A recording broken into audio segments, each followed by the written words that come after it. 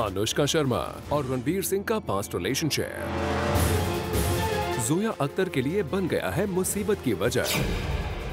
अपनी फिल्म दिल धड़कने दो के लिए इन दोनों एक्टर्स को साइन करके जोया ने सोचा था कि सिल्वर स्क्रीन पर ही सही वो इन दोनों एक्टर्स का दिल धड़काने में एक बार फिर कामयाब हो जाएंगे और उनकी फिल्म के प्रमोशंस के लिए भी इन दोनों एक्स लवर्स की केमिस्ट्री खूब काम आएगी।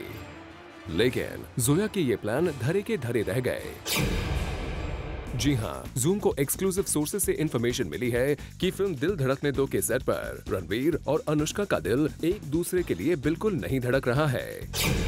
ये दोनों स्टार्स एक दूसरे को देखकर ऐसे बिहेव कर रहे हैं जैसे इन्हें जबरदस्ती किसी फिल्म के लिए साइन कर लिया गया है। ये दोनों फिल्म के सेट पर शूट करने के लिए तो आ रहे हैं, लेकिन अपने अपने सीन्स शूट करने के बाद एक दूसरे से बात तक नहीं कर रहे हैं।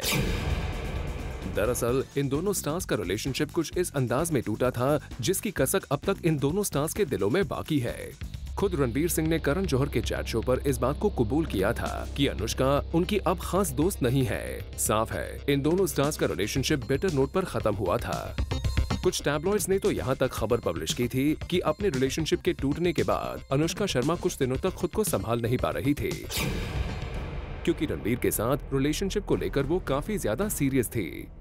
ऐसे में जोया की फिल्म के सेट्स पर इन दोनों स्टार्स का ये बिहेवियर ज्यादा सरप्राइजिंग नहीं है। आप खुद ही जोया की फिल्म के सेट से आई इन स्टार्स की पिक्चर्स पर नजर डालिए। इन पिक्चर्स को देखकर साफ हो जाता है कि फिल्म के सेट पर रणवीर अनुष्का एक दूसरे से इंटरैक्ट तक नहीं कर रहे हैं। फिल्म के सेट से आई किसी भी पिक्चर में अनुष्का और रणवीर सिंह साथ नहीं दिख रहे हैं।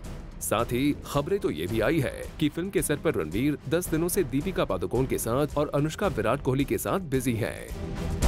और ये भी एक बड़ी वजह है कि अनुष्का और रणवीर एक दूसरे से इंटरैक्ट नहीं कर रहे हैं। अब जबकि साफ है कि रियल लाइफ में अनुष्का और रणवीर सिंह ठीक तरह से इंटरैक्ट तक नहीं कर रहे हैं, ऐसे में रियल लाइफ में जोया को इन दोनों स्टार्स की केमिस्ट्री को दिखा पाना खासी मुश्किल होगा।